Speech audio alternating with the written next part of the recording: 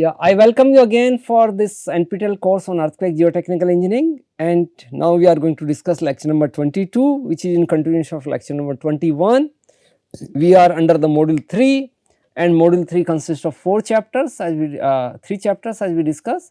The first one is on ground response analysis, and we continue with that. So, we was discussing in last lecture on ground response analysis for 1D ground response analysis. So, we continue, and in 1D ground response analysis already we have talked for undamped case, a uniform undamped soil on ridge rock. Today in this lecture we are going to talk to uniform damped soil on ridge rock and uniform damped soil on elastic rock. So now damping will be considered, but two cases will be considered with the damping. One is when this your layer is on ridged case rock, or another case is it is on elastic rock. The previous analysis which we have considered in the last lecture was no dissipation of energy or damping was considered. So, damping was neglected, but since damping is present in all materials, more elastic results can be obtained by repeating the analysis with the damping. In fact, you will see when the damping is considered, the amplification or ground response analysis is completely changed what was the case for undamped system or undamped case. Here in this case, assuming the soil to have the shearing characteristic of what Kelvin-Vogel solid. Kelvin-Vogel solid, I think we have discussed, it is nothing but it consists of a spring and dashpot. So, you have this, if I consider a single degree of freedom system, one spring and another dashpot, and this is connected with some mass m, this is K, this is C. So, in this case this is K and C, this is called Kelvin-Vogel solid. So, this will be called Kelvin-Vogel solid. In this case, the wave equation can be written as given equation number 6, or in this equation number 6 you have on the left hand side what is we call the inertial force rho into del u square by delta t square, while on the right hand side you have two terms. One is due to elasticity shear modulus G and another is called viscosity.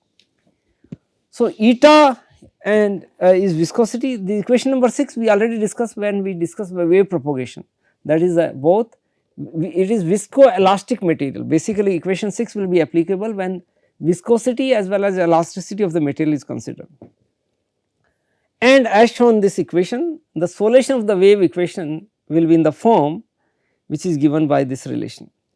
Here in this relation K star is a complex wave number which will have K star will have two part, one is real part K1 and another is what we call the imaginary part K2. So, repeating the previous algebraic manipulations with the complex wave number, the transfer function for the case of damped soil of ridge rock can be expressed using this relation. So, you have this relation here, and in this relation you have transfer function. The transfer function is similar to what we have discussed earlier for undamped case, but with one difference. Now K is converted into K star and Vs is converted into Vs star, and what is star is denoting, that is not, this is not a real number, that is a complex number. Now to simplify it, what happens, G, let us have the G star is G. So, let me put like this here, G, this is G star. So, this G star equal to G 1 plus iota into 2 xi, where what is xi is static damping ratio. So, using this we simplify. So, shear velocity Vs star G star over rho, G is written 1 plus iota 2 xi, G by rho. This is how this have come. This is simplification is done for the small damping. This from here to here, assumption is here the damping is small, and why this assumption is damping is small damping. This can be go for small damping only. Why? Because root 1 plus iota 2 xi can be written as 1 plus iota 2 xi to the power 1 by 2, then you can open the series 1 plus iota xi plus iota xi whole square and then some root and then series this will go. But because the damping is very small, so the terms with square and cube may be cancelled out. So that is why this has been 1 plus iota xi. When it is root, then it will be still there. So that is the assumption here. G by rho is Vs. So this is approximate value when the damping is small, and normally damping is small, less than 20%. So even if I consider 20%, then because if I consider xi equal to 0.2, then xi square will be 0.04. So it will be very much reduced. It will not 0.4, it will be 0.04. So for the lower damping, for small damping, this approximation can be done. So as a now, K star will be omega or Vs star, where I put Vs is 1 plus iota xi, and then I get either this equation in the form omega s V 1 minus iota xi, or maybe you can write K 1 minus iota xi. So ultimately you end up F2 omega, which is given by this relation. F2 omega was given from equation number 7. Now you can write in this form cos k 1 minus iota xi h, and this can be where k is omega h or Vs, and then this is written as Vs 1 plus iota xi. Here this should be treated as like this should be treated, this should not get confused, this is like this, this term is omega h over Vs into 1 plus iota xi. So this is this term down term is here. So here is 1 plus iota xi is in the denominator, while here 1 minus iota xi is in the numerator here of this here on the top, and this is written here. Now what we do in F2 omega, we can find out its what we call the magnitude or absolute value, and the absolute value can be found out using using an identity. If you have cos x plus iota y and you need to find out the absolute value of this number, then square root of cos square x plus sin h square y. Here it is hyperbolic function, it is not normal sin y, sin h. So you have sin theta, and then you have another thing sin h theta. Sin h theta is different than the sin theta. So when you have sin h y, and for small y, when y is small, then you can assume that sin h y will be simply y, and this with this approximation, equation number 9b is simplified as a sin h square y will become simply y square, and then this simplified equation is written cos square omega h over Vs plus xi omega h over Vs whole square. Here because you are finding the absolute value F2 omega, as a result if I am finding the absolute value, then in this number you will get only the real number on the right hand side. On the right hand side you do not have the complex number, because absolute number is found out. For small damping ratios, equation 9c indicates that the amplification by damped soil layer also varies with frequency. As was the case for undamped case, the transfer function was varying with frequency. Here also the transfer function varies with frequency, and then what we do, we plot this transfer function, and before that let us analyze. Here using this equation 9c, which is the final equation, the amplification will reach a local maximum when kh or this term is still the same as earlier pi by 2 plus n pi. So still the maximum, for maxima the same equation is applicable as was for undamped case, but there is a one difference. When kh equal to pi by 2 plus n pi for any value of n, then this term will 0, cos square omega h or Vs will be 0, this term will become 0. But even when this term becomes 0, then this, because due to the presence of the damping in the system, xi is not 0, still your the value, the maximum value does not reach to infinity. That means local maxima is not going to reach to infinity value. So, but will never reach a value of infinity, since for xi equal to greater than 0, the denominator will always be greater than 0, it will not be 0. So, if it is not 0, it is always greater than 0. In that case, you will not get a infinity peak. The frequency that corresponding to the local maxima are the natural frequency of the soil deposit. So, these natural frequency are the same exactly as was the case for undamped case. So, damped or undamped case, the natural frequency is find out using this relation kh equal to pi by 2 plus n pi as before. The variation of amplifying factor with frequency is shown for different levels of damping and which is shown in this figure. This figure is same for undamped case and this was the case for damped case. In this figure, this on x axis you have what we will call kh, which is nothing but k is omega over Vs into h. So, this is kh. So, influence of frequency on steady state response of damped linear elastic soil. So, and there are 3 curves. The top curve is for 5% damping, the second curve is for 10% and third one is for 20% damping. So, you have 5%, 10% and 20% damping, and on y axis you have amplification factor. So, one thing you see is still, because this x axis is representing frequency. So, when there is a change in frequency, when the frequency is changing, so your amplification factor is continuously changing with the frequency, and the peak values if I put in terms of like pi, so still this peak, this is pi by 2, this values will be 3 pi by 2, this is 7 pi by 2, this is 9 pi by 2 and so on.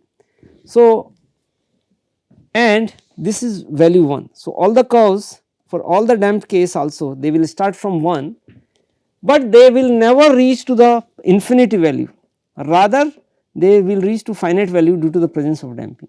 One more important thing, when the value of damping is increased, let us say it was for 5%, when it is increased to 10%, then this peak becomes half of the 5%. If I increase further 20%, then it becomes, so it is roughly let us say 12 point something, it becomes 6 point something and then it becomes 3 point something, and this was the for the first peak. But for the second peak you will get this becomes 1/3 of the first peak. So, this will this value, if I say it is 12, then it will be 4 point something like this and so on, and this will become 1/5, 1/7 or so the peaks, and that can be easily proved from this equation which was here, equation number 9c. So, the natural frequency, and now the amplifying factor is also equal to the ratio of the free surface motion amplitude to the bedrock motion, which is we already defined.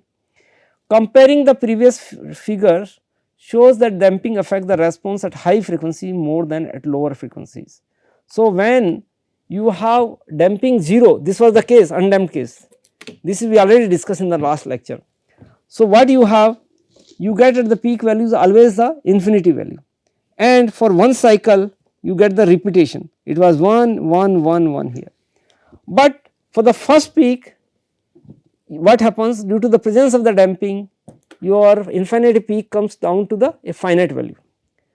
But when for the second peak, it is not only coming at finite value, but it decreases also. So, that means the effect of damping keep increasing at higher frequency. This was effect, but here it was more, here more and then continuously it become flat. So, we can say that the effect of damping is more at higher frequency compared to lower frequency. Now, the nth natural frequency of the soil deposit is given by this relation omega n equal to Vs by h pi by 2 plus n pi, where value of n is 0, 1, 2 and so on infinity. So, if I take the minimum value n equal to 0, then I will get omega n equal to Vs h into pi by 2. Since the peak amplifying factor decreases with increasing natural frequency, the greatest amplification factor will occur approximately at the lowest natural frequency, also known as the fundamental frequency. So, fundamental frequency or the lowest natural frequency. So, the peak amplifying factor is decreasing with natural frequency, which you could see here, and this is happening because n is increasing. As a result, when the here for example, n equal to 1 for this peak, n equal to 0 for this peak. So, the n equal to 0 for this peak, n equal to 1 and this is 2 and this is for n equal to 3. so and so on.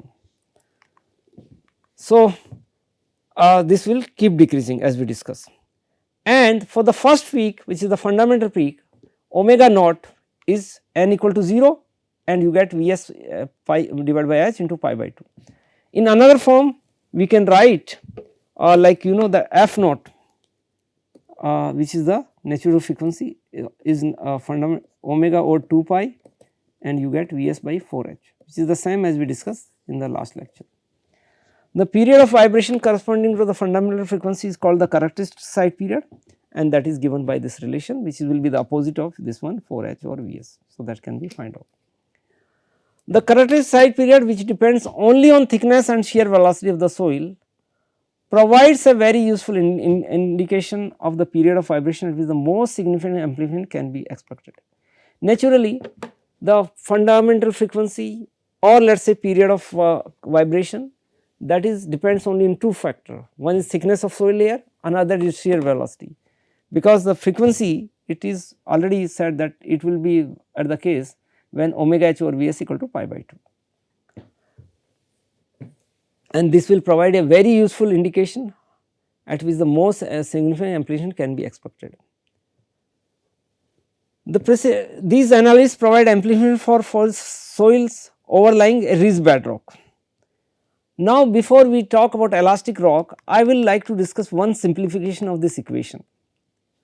In this equation number 9c, which you give the transfer function for damped case, if omega h in equation 9c, if I put omega h over Vs equal to pi by 2 plus n pi, whatever value of n, then what will happen? This term, first term will be 0, and in the second term it will be square and the root. So, it will be simplified. So, what you will get, f2 omega is very much simplified for this case, and for this case f2 omega will be simply xi into omega h over Vs is nothing but pi by 2 plus n pi. So, this will be your answer. That means, in this case f2 omega depends only, for example, when n equal to, for n equal to 0, this becomes f2 omega is simply becomes 1 over xi into pi by 2. That means, even for damped case, the peak value, the value of the peak depends only on the damping ratio. It does not depend on h, it does not depend on Vs, shear velocity. So, that means, and even these values, these factors, because xi into pi by 2, so this xi into pi by 2 can be calculated. For example, for xi equal to 5%, what you get? You are getting f2 omega, the formula is here ready, 1 over xi into pi by 2. So, if I put 5%, then I get 1.05 into pi by 2. So, this is about 40 divided by pi, which is 12.67. So, this value is 12.67. This is one half of that 6 point, and this is. Similarly, for another peak, you will have here, it will be n plus 1. So, it will be divided by 3 pi by 2 instead of pi by 2, 1/3 of that. So, the peak values can be depends only on the damping ratio, it does not depend on the thickness of the soil layer, or it does not depend on the shear velocity. So, this was all about, this story was all about the case when you are considering a damped soil on ridged rock. But it may not be always possible that you have a soil layer on ridged rock only. Normally, you may have on elastic rock. That means, below your soil layer, bedrock is not there, rather you have some elastic rock. So, these two analyses provide amplification factors for soil overlying ridged bedrock. If the bedrock is ridged, its motion will be unaffected by motions in the overlying soil. This will act like a fixed end boundary condition. So, in this case, when we consider elastic rock, any downward travelling waves in the soil will be completely reflected back toward the ground surface by ridged layer, thereby trapping all of the elastic wave energy within the soil layer. So, what is said here, that suppose if you have here one soil layer, at the base of the soil layer you have fixed soil layer, and in this case whenever any waves is striking this boundary, like suppose it is coming from the up or maybe, so when it is coming, so when it is strike then it will reflect back here, because there is a bedrock it will not go beyond the bedrock. So, all the energy is trapped inside the soil layer only. So, in this case it will not go beyond the bedrock, it will come back to the same soil layer. So, thereby trapping all of the elastic wave energy within the soil layer. But instead of this, if I consider an elastic layer here where you have elastic rock here rather than, and so when the any wave strike it, so some part is reflected and some part is refracted. So, the part of the energy, some energy get reflected from the interface between these two layers and some continue travel, and once it is continue travel then it may possible that it may not come back, or even if it come back then its amplitude may diminish. So, as a result what happens, the part of the elastic energy of these waves are effectively removed from your system, from the soil layer, and this is called, this type of effect is called what we call the radiation damping. We already discussed what is the, when we discuss radiation damping or geometrical damping, which is due to the spread of the waves, and it causes the free surface motion amplitude to be smaller than the case of the rigid bedrock. So, when the amplitude at the free surface in this case is expected to be less than the amplitude in case of bedrock, and you will see that this is true, we will mathematically prove it. Here this is the case which we are discussing. You have uniform damped soil on elastic rock. Now, one major difference have come. Earlier you have only one layer, still you have one layer with thickness h, but below this layer you do not have the bedrock, rather than you have another layer of rock with property as a shear modulus gr and rho r. So, now the properties of this rock material influence the response of the soil layer. When you consider the bedrock, then whatever the we say the bedrock or then the properties of the bedrock is not considered, that is considered fixed at the base. But in this case you will have in the one layer, you have in soil layer the amplitude of the wave is as and bs. As is the wave going upward, bs is downward. Similarly, in the rock it is ar and br. So, simply S subscript is denoting soil while R subscript is denoting rock. So, that is the nomenclature for the case of soil layer overlying F. Now, to deal with this case, or rather than going in the derivation, I give you directly the case answer that the function, transfer function, that means the amplitude of the motion at the free surface divided by the amplitude of the motion at the base, that is the interface between soil and rock. And finding this transfer function for a damped case is very complicated, a little complicated. As a result, for the simplicity we are considering a case when the damping in the system is 0, and when you consider the damping is 0 in this case, then this transfer function is simplified using this equation, where Ks is again wave number, but this Ks in this equation which is coming is related to soil omega or Vss, where Vss is the shear velocity of the soil. And what is alpha? Alpha z is called an impedance ratio. Alpha z is an impedance ratio. So, this should be treated as alpha z. Here is the complex impedance ratio, and this is given by this relation Js into Ks divided by Gr into Kr, where S subscript is for the soil and R subscript is for the rock. This can be simplified rho s Vss. Rho s and rho are the mass density of the soil and rock respectively, and Vss, this denote the shear velocity of the soil, while this is the denominator is shear velocity of the rock, and star is saying you that you may consider the damped case also for this case. So, when you consider the damping. So, Vss star and Vs star are the complex shear velocity of the soil and rock respectively, as we discussed. Once this is known, then you can find out the transfer function. Alpha z can be substituted.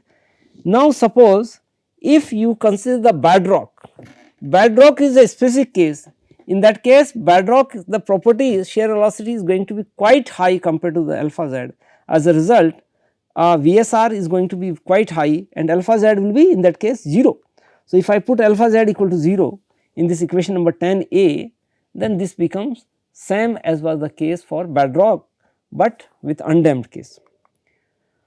Now, this was the case when you consider single layer. The effect of damping on the bedrock stiffness as reflected by the impedance ratio. So, it will depends on the value of alpha z. Naturally, alpha z is coming in the denominator, it will influence your results. The resonance cannot occur. In this case also resonance will not occur, because why? When you have even cos the first term equal to 0, due to the presence of elastic rock, alpha z will not be 0. As a result, if alpha z is not 0, even ksh equal to pi by 2, then still it will not be 0. So, the denominator will not be 0. The denominator is always rather than greater than 0, even when the soil is undamped case. The effect of the bedrock stiffness as reflected by the impedance ratio on amplification is illustrated here. So, in this figure, what is shown in this figure? So, when the impedance, how the value of F3 changes when you have impedance ratio from 0, 3 impedance ratio, this curve are for 0, 0.1, 0.5. So, when for the 0 curve is same as for the case, because it is undamped case, that means this will be the same value as F1 omega. So, here this is going to infinity, this is going to infinity in this case also. So, for impedance ratio equal to 0, then the case is similar as we discussed for undamped case on bedrock, that is F1 omega.